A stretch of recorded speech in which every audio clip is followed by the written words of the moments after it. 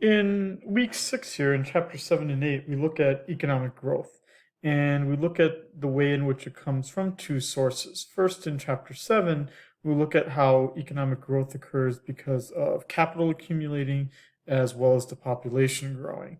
And so then what we have to do is look at the rate at which capital accumulates and then look at the rate at which population grows.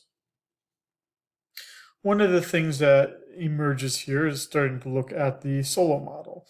And in the Solow model, what we're looking at is something that's obviously used quite a bit to talk about the growth rate in the economy.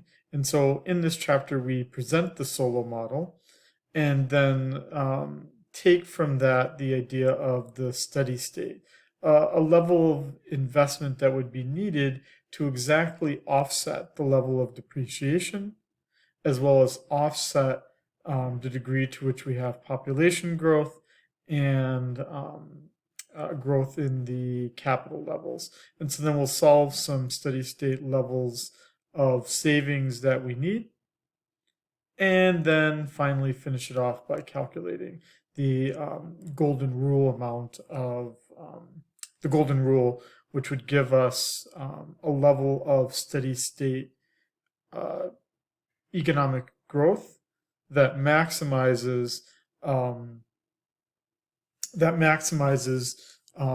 prosperity for individuals in the country.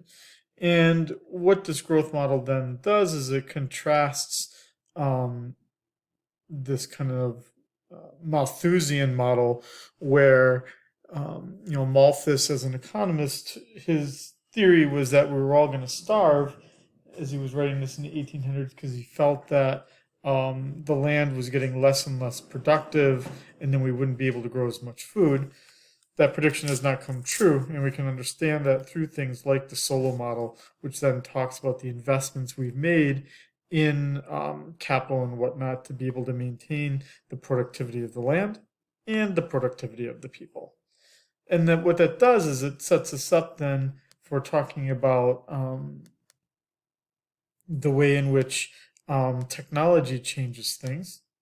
And that would be in our chapter 8.